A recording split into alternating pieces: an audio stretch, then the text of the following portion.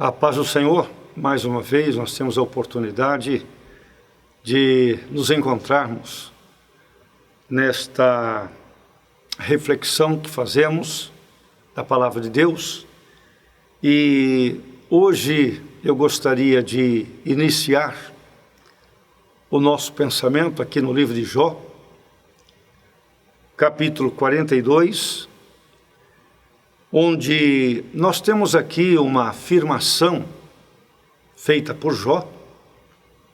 Na verdade, é uma conclusão a que ele chegou depois daquele processo doloroso, mas muito construtivo e altamente compensador, a que ele foi submetido com a permissão de Deus. E o último estado de Jó, obviamente, ele foi muito melhor do que o primeiro. Deus sabe nos compensar quando alimentamos uma subserviência reverente diante dele. E aqui no capítulo 42 do livro de Jó, há uma expressão muito linda. E Jó diz assim: bem sei eu que tudo podes, e nenhum dos teus pensamentos pode ser impedido ou frustrado. Então nós temos aqui essa expressão de Jó, de um convencimento profundo que lhe veio da experiência que ele acabava de viver aqui, não é? Bem sei eu que tudo podes. A soberania divina. E eu quero desenvolver uma reflexão fundamentado neste conceito. É isso que eu e você, servos de Deus, temos que observar durante todo o tempo da nossa jornada, a soberania divina. Repetindo aqui as palavras de Jó: bem sei eu que tudo podes, e nenhum dos teus pensamentos pode ser impedido. Obviamente que ao longo de toda a Bíblia, em todos os registros nela contidos, nos quais podemos meditar, é isso que nós vamos perceber, né? A soberania divina sobre todas as circunstâncias. Ele mesmo diz, né? Operando eu, quem impedirá? Então eu quero, para absorvermos melhor, compreendermos esse conceito com fatos históricos registrados aqui em sua palavra, eu creio que cai bem se nós olharmos neste momento um pouquinho para a vida de José,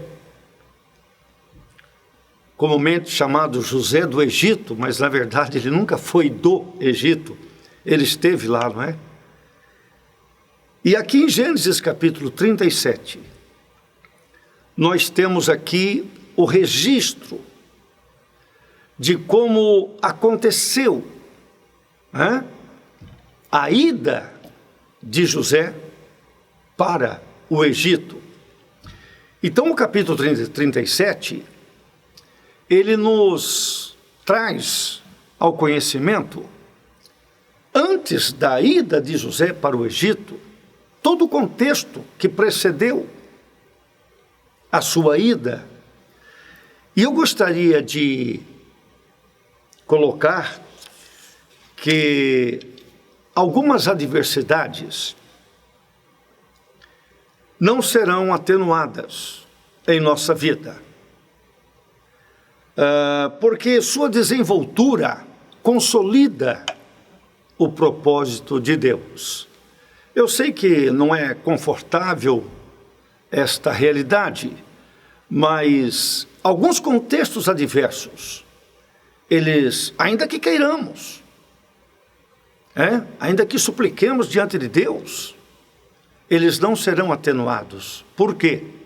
Paradoxalmente, a desenvoltura deste contexto adverso, ele visa consolidar o plano de Deus em nossa vida.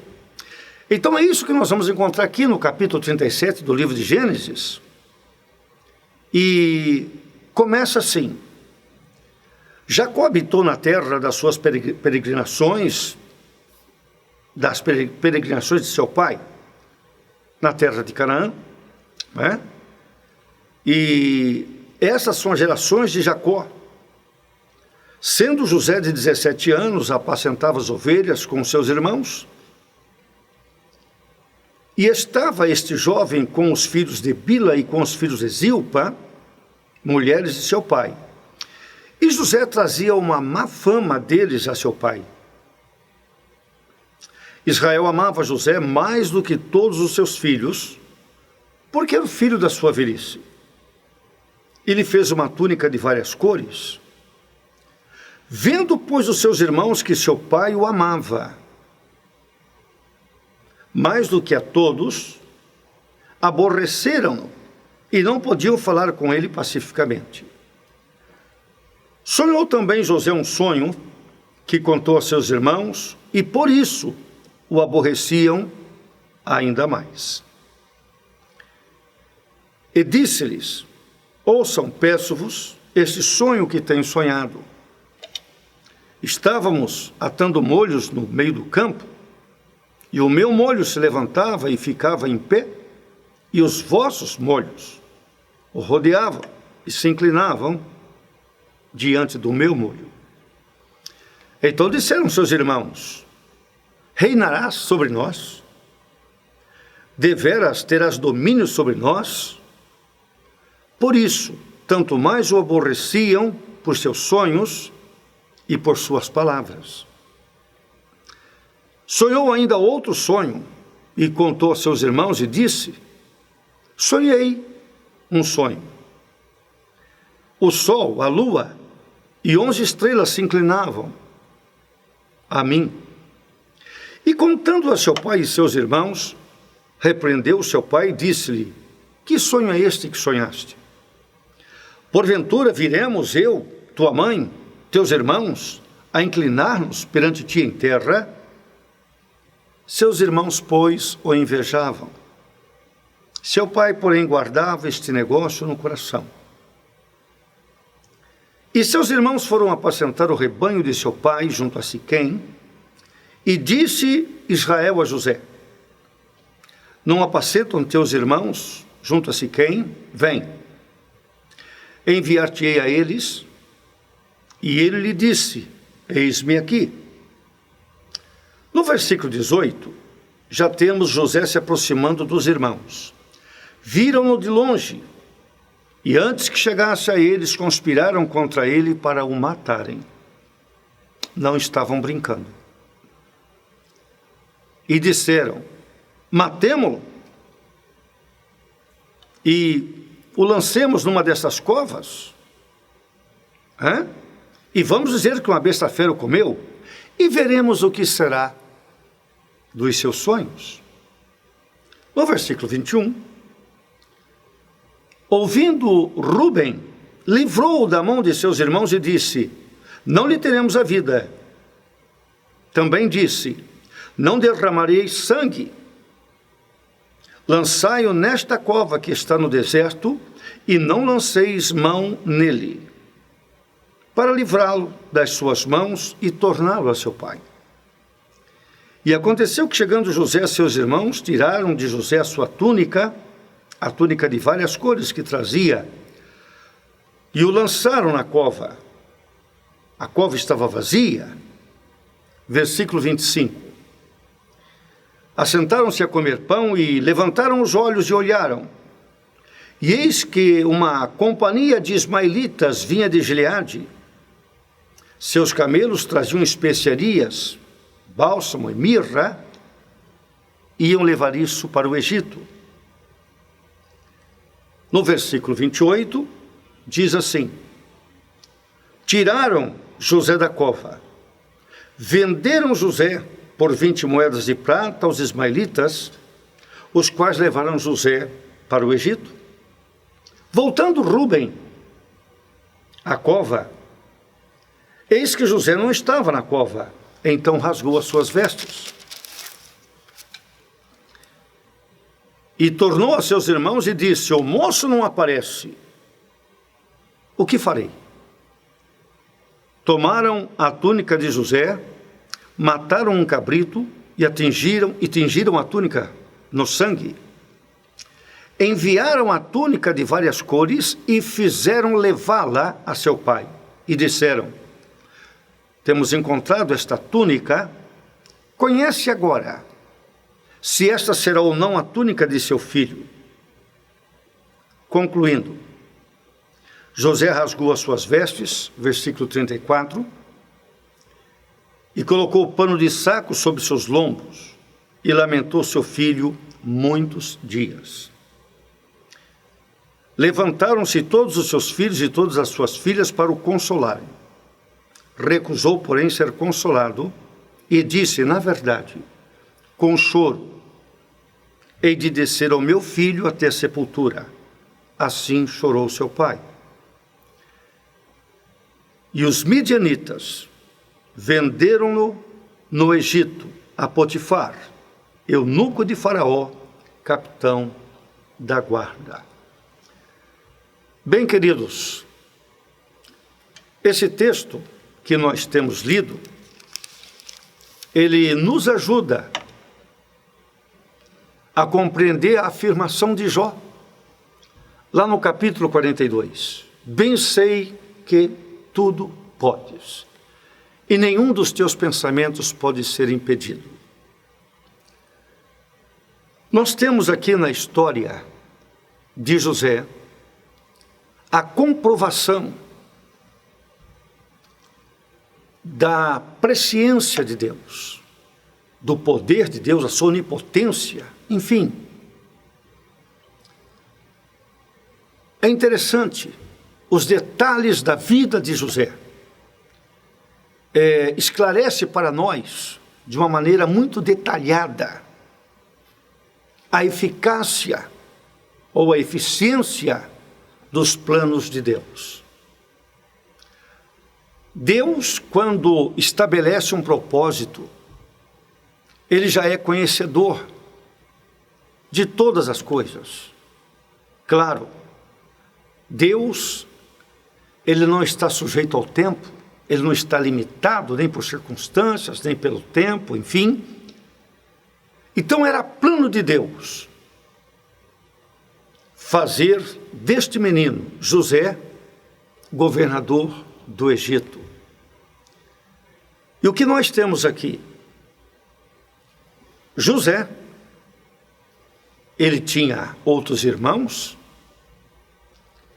e o que nós percebemos é que José começa a se destacar. Embora ele fosse o mais novo, o menor, mas a atenção de todos se voltam para José. E a Bíblia diz aqui que Jacó, ele amava José. Claro, um carinho especial, é do filho menor. E Jacó, ele presenteia esta criança com uma túnica, devia ser uma túnica muito bonita, mas o fato é que esse tratamento especial de Jacó para com seu filho menor, José, ele é mal interpretado pelos seus irmãos. Então nós temos aqui um problema no contexto doméstico. E é ruim quando você tem que conviver com um problema no âmbito da família. Porque quando você se depara com situações adversas, no trabalho, ou talvez em algum lugar por onde você passa. Então são coisas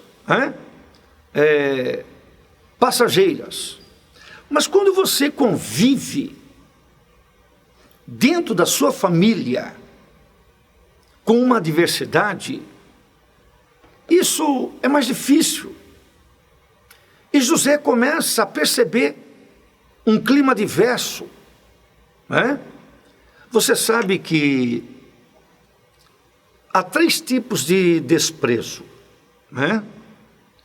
Há o desprezo do baixo clero, aquele desprezo chulo, aquela expressão que te expulsa, te rejeita publicamente. Mas há o desprezo também velado. Não te dizem uma palavra, mas te fazem entender que você é persona não grata. E independentemente do tipo de desprezo que venha a ocorrer, qualquer um deles é doloroso, machuca, dói, enfim. E José convive com essa situação, mas vai piorar. De repente José tem sonhos. Ele não pediu para ter esses sonhos, mas ele teve. E quando ele relata na sua inocência, quando ele compartilha essa experiência com seus irmãos e seus pais, então aquele clima adverso, ele se acentua. Então você percebe que a coisa vai crescendo contra José. Mas, paradoxalmente, isso faz parte do plano de Deus.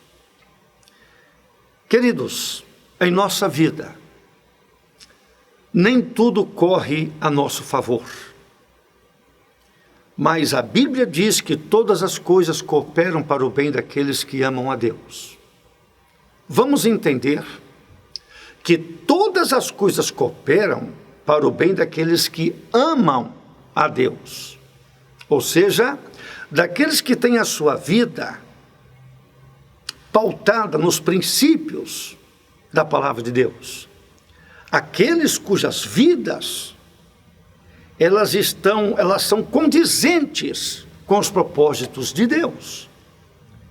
Então, se você é um servo de Deus, uma serva de Deus, mesmo as adversidades que surgem no teu caminho, elas já estão computadas na presciência divina.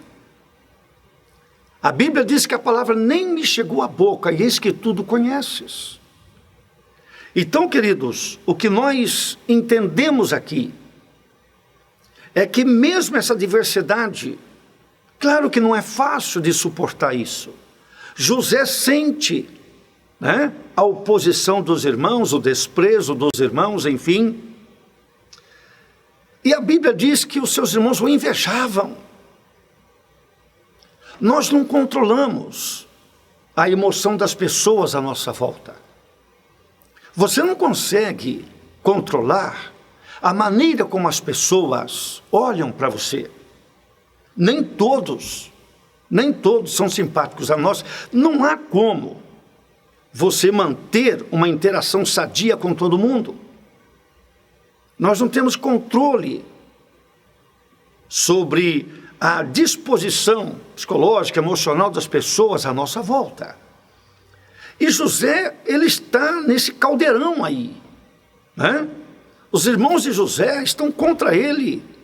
Então, é ruim quando você está vivendo em um meio em que você sabe que você não é bem quisto. Então, José vai convivendo com isto.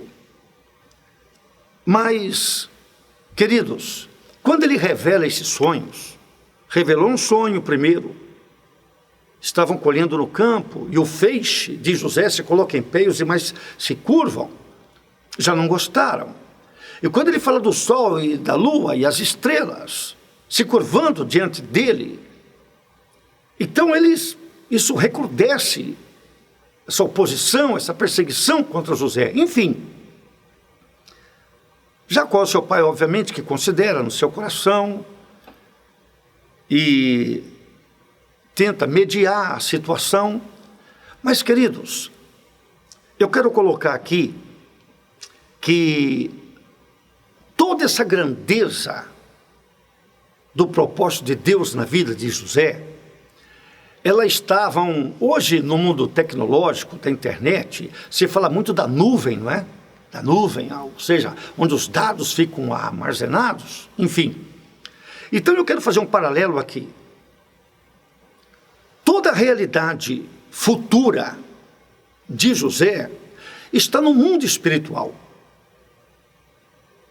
Então, Deus já revelou, aqui nesses dois sonhos, o que acontecerá. Mas nós devemos entender que tudo isso faz parte de um plano espiritual. Agora, queridos, aquilo que Deus tem desenhado para mim e para a tua vida, aquilo que Deus tem projetado para nós, que a princípio está num plano espiritual, haverá um momento em que isso deixará o plano espiritual e virá para o mundo natural. Isso vai se cristalizar, isso vai se materializar. Então, em algum momento, tudo isso que está projetado, todos os planos que Deus tem para nós, uma hora, ele vai começar a acontecer aqui no mundo visível e vai se consolidar de uma maneira inexorável. Nada vai parar o plano de Deus. É nesse sentido que Jó, lá no capítulo 42, ele disse, bem sei, isso é uma convicção que ele adquiriu, nenhum dos teus pensamentos pode ser frustrado, impedido, enfim. Queridos, e chegou o momento, na vida de José, que todo o propósito de Deus que pairava no mundo espiritual, ele teve que descer para o mundo natural. Quando foi isto? Foi no dia em que o seu pai, Jacó, pediu para que ele fosse ver como estavam seus irmãos, que estavam apacentando o rebanho, em algum lugar distante, e só José estava em casa. Então aqui no capítulo 37, versículo 12 ou 13, Jacó diz para José, vem, enviar-te-ei aos teus irmãos. E ele disse, eis-me aqui. Esse foi o gatilho, se podemos colocar assim. Agora as coisas vão começar a acontecer mesmo, né? Todo este ambiente adverso, isso aí são apenas preliminares, mas agora vai acontecer de fato. Quando Jacó, ele pede que José vá ver os teus irmãos, Jacó não sabe, foi a última noite que José pousou em casa, nunca mais ele voltará. Se Jacó soubesse que quando seu filho José, talvez abane a mão assim para ele, na saída, lá no portão, na porteira do sítio, não sei, se Jacó soubesse que levará anos para ele ver novamente o seu filho, talvez ele não o mandasse ao encontro dos seus irmãos. É por isso que Deus não abre a cortina, queridos, para nós enxergarmos mais à frente na nossa vida. Mas Ele vai nos conscientizando aos poucos e paulatinamente os seus propósitos vão se consolidando em nossa vida. Bem, José então sai de casa. Dentro da cronologia divina, este é o momento das coisas começarem a acontecer num ritmo mais intenso. E José sai de casa então, e quando ele está se aproximando dos irmãos, ainda longe, nós temos o registro aqui. Quando seus irmãos o perceberam chegar, eles disseram, né? A Bíblia diz aqui, antes que José chegasse a ele, versículo 18, conspiraram contra ele para o matarem. Isso não é força de expressão, não. Eles queriam mesmo liquidá-lo ali. Eles seriam capazes de matá-lo mesmo.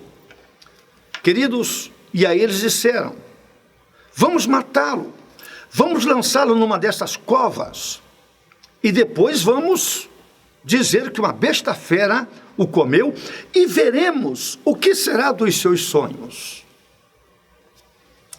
Eu tenho aprendido nesses anos de vida, eu já passei dos 60, e aprendi muita coisa nestes anos. E se tem uma coisa que eu aprendi, é que nem todos estão preparados para ouvir dos propósitos que Deus tem para conosco. Às vezes, você, bem intencionado, você quer partilhar de uma experiência sua com alguém, mas a pessoa não está preparada. E por ela não estar preparada para entender a profundidade, a realidade espiritual daquilo que você está contando, então isso acaba, a dispondo contra você. E às vezes a pessoa faz comentário e comenta com outros, enfim. Eu tenho experiências na minha vida com Deus que eu não me atrevo a contar assim, numa explanação como essa, jamais. Porque ou vão me chamar de louco, são pessoas muito próximas a mim, com as quais pouquíssimas pessoas, porque se eu for partilhar de experiências que eu já vivi com Deus, mesmo pessoas da igreja não vão acreditar, certamente vão me classificar como desequilibrado, enfim, mas não vem ao caso. Bem, queridos, o fato é que José já tem uma conspiração contra ele, contra os planos de Deus na vida dele, porque os seus irmãos não compreendem. São seus irmãos, mas não compreendem. E aí, queridos, o que ocorre? Quando José chega, Deus é lindo. Deus vai usar um deles para não permitir que José morra ali. É assim que Deus faz. Nada vai acontecer na nossa vida se Deus não permitir. E quando José chega, que eles estão decididos matá-lo, então Rúben, um deles, a Bíblia diz, o livrou das suas mãos e disse: não lhe tiraremos a vida. Queridos, isso é providencial. Isso é o controle de Deus. É a soberania de Deus na vida de José, nos fatos, na desenvoltura dos fatos. E aí Rúben deu esta ideia: vamos lançá-lo nesta cova, não vamos tirar a vida dele, mas coloque ela, porque qual é a ideia de Rúben? Mais tarde Rúben diz: eu volto aqui, eu pego José e o levo de volta para o nosso pai. Rúben pensava assim, mas isso não faz parte do plano de Deus, queridos. Deixa eu te explicar uma coisa. Às vezes, você está vivendo um contexto adverso, nada dá certo. Mas alguém pode se dispor a te ajudar. Só que a ajuda que a pessoa está querendo te dar vai contra os propósitos de Deus. Pensa nisso. Rúben quer ajudar José a voltar para o pai, mas o José não pode voltar para o pai. Se nós formos fazer uma consideração bem abrangente aqui do caso, é o seguinte: lá em Dotã, onde eles estão, existe uma cova, um poço. Ninguém dá menor importância para essa cova, claro. Porém, nos planos de Deus, Deus já determinou que nesta cova vão se encontrar os irmãos de José, José e uma caravana de ismaelitas. Deus já traçou isto. Então, queridos, Deus conhece o fim desde o começo. Esta confluência de acontecimentos eu denomino o sincronismo divino. Os três elementos ali. Os irmãos de José, José e a caravana de ismaelitas. E para onde está indo a caravana de ismaelitas? Para o Egito. Onde José seria governador? No Egito. Então, de alguma forma, você vai chegar aonde Deus quer. Até as adversidades Deus usa para estabelecer esse fato. Resumindo, queridos, tiram José da cova, vendem José para os ismaelitas e ele segue para o Egito. Agora, os irmãos de José, todos eles, constroem um álibi. Todos eles combinam de tingir a sua túnica com sangue de um animal e fazem com que essa túnica chegue até Jacó. Então alguém foi levar essa túnica para Jacó. Pense você, todos os irmãos ali, que coragem, vão dar uma facada no coração de Jacó com essa notícia. Meu Deus, até que alguém chega lá e entrega a túnica para Jacó, e neste momento, Jacó, ele segura a túnica do seu filho,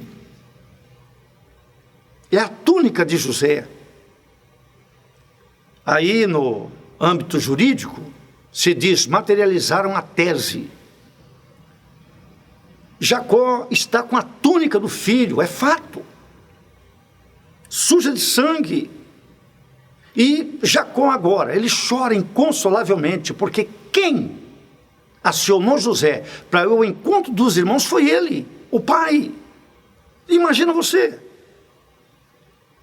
Mas o que acontece aqui, queridos?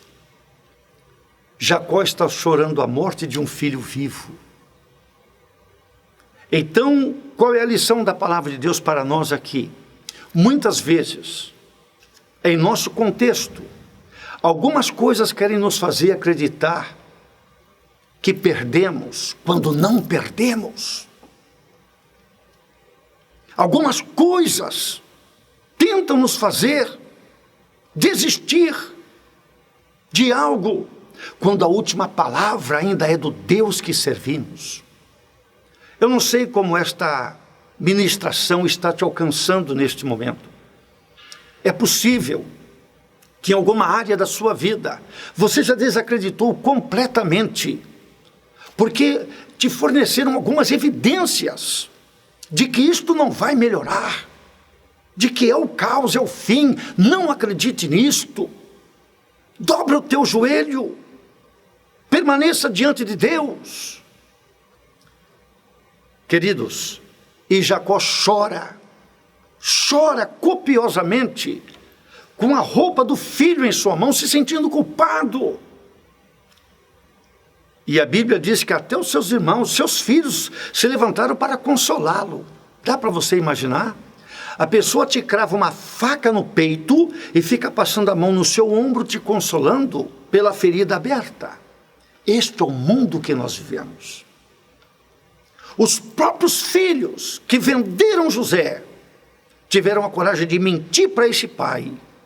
E agora, de uma maneira fantasiosa, meu Deus, fingem que o estão consolando.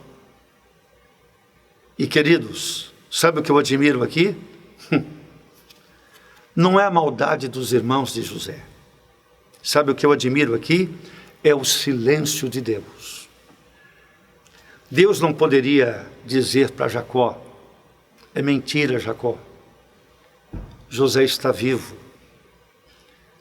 Queridos, quantas vezes eu e você, nós experimentamos momentos tão difíceis, realmente difíceis mesmo, e parece que Deus fica em silêncio. É porque se Deus contar para nós tudo o que está acontecendo, a gente estraga, viu?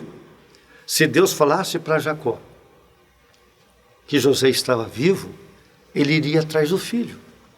Ele venderia até a roupa do corpo para comprar José de volta. E sabe o que ia acontecer? José nunca seria governador do Egito. Eu quero, antes de concluir, fazer uma leitura aqui no Salmo 105. Olha como Deus é tremendo. Né? O Salmo 105 é uma visão geral assim da história do povo de Deus. E quando no Salmo 105 o salmista se refere a esse episódio que nós estamos considerando aqui, olha o que ele diz, Salmo 105, versículo 17. O salmista diz assim, se referindo a José: mandou adiante deles um varão, diante da família, né? Porque José precedeu a chegada da família lá no Egito, lembra?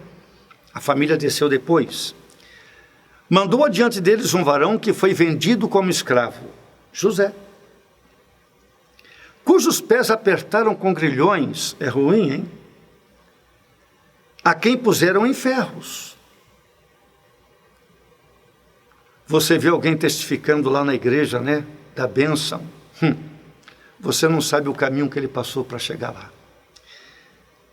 E aqui diz, o puseram em ferros, prenderam José, até o tempo em que cumpriu-se a palavra a seu respeito. A palavra do Senhor o provou, Mas então, quando chegou o tempo da bênção, mandou o rei e o fez soltar. O choro pode durar uma noite, mas a alegria vem pela manhã. Deus não te chamou para chorar a vida toda, não. Aguenta aí. Se você tem a sua vida nas mãos de Deus, se Deus é o teu celeste diretor, você pode sim viver momentos angustiantes, de choro, de humilhação, de desprezo, mas chegou aqui o momento da exaltação de José. Mandou o rei e o fez soltar, o dominador dos povos o soltou, fê-lo senhor da sua casa e governador de toda a sua fazenda, para seu gosto. Olha que chique, José vai administrar como ele quiser. Para seu gosto sujeitar os seus príncipes e instruir os seus anciãos. Queridos, eu já li aqui o fim da história, né? Mas teve este momento aqui, Jacó chorando amargamente a morte de um filho vivo. Então eu quero te dar um conselho neste momento. Não acredite em todas as evidências naturais à sua volta, não. Sabe por quê? O apóstolo Paulo, ele diz que nós não andamos pelo que vemos, nós andamos por fé. Então, queridos, ainda que a disposição dos fatos à tua volta só aponte para a tua derrota, para o teu prejuízo, creia que existe um Deus que tem o controle, viu? Queridos, nós servos de Deus, nós não nos movemos por pressão de circunstância, mas nós sempre definimos o nosso proceder pela direção do Espírito Santo de Deus.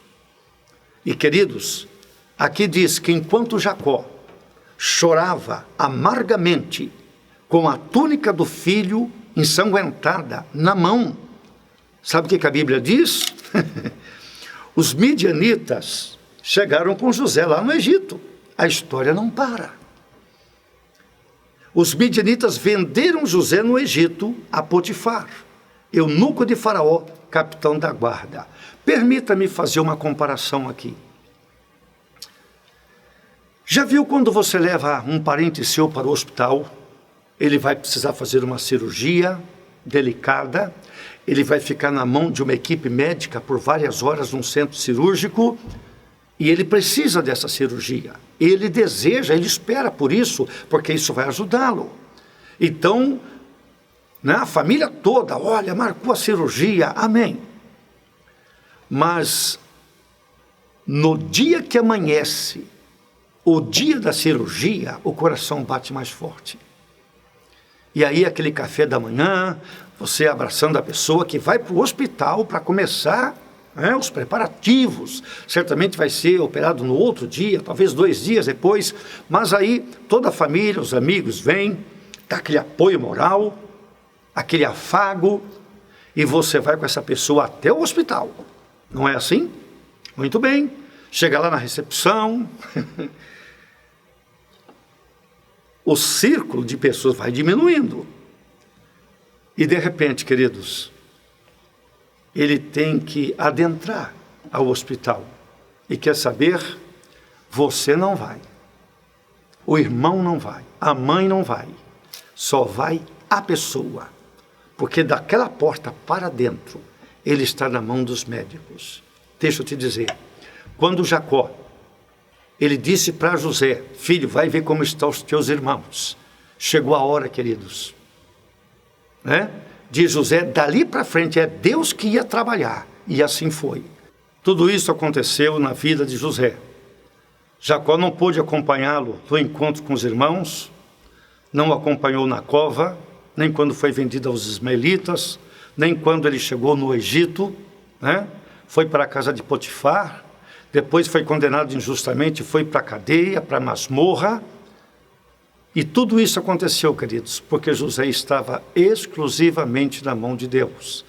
E chegou o momento em que ele saiu da masmorra para sentar ao lado de Faraó como a segunda maior autoridade na terra do Egito. Eu creio que você entendeu o domínio de Deus em todas as coisas que acontecem conosco nesta vida. Neste momento, eu gostaria de fazer uma oração contigo. Eu não sei em que momento da sua vida esta reflexão chegou, mas esteja certo que aquele que começou a boa obra, ele há de aperfeiçoá-la. Vamos orar? Querido e eterno Deus, nós sabemos, Pai, que todas as coisas te obedecem. Senhor, nós caminhamos nesta vida diante de Ti, cônscios de que o Senhor já tem um plano traçado para a nossa vida. Querido e eterno Deus, ajuda-nos a permanecermos em Tua presença, Senhor, confiando de que o Senhor que começou em nós a boa obra há de completá-la. Abençoa, Senhor, a todos os Teus filhos, que juntos podemos refletir, meditar em Tua palavra. Concede graça, Senhor, sabedoria e direção do Teu Espírito, para que possamos, ó Deus, em todo o tempo, nos manter em Tua presença, para que o Teu nome seja glorificado. Assim, seja a Tua bênção sobre todos, em nome de Jesus.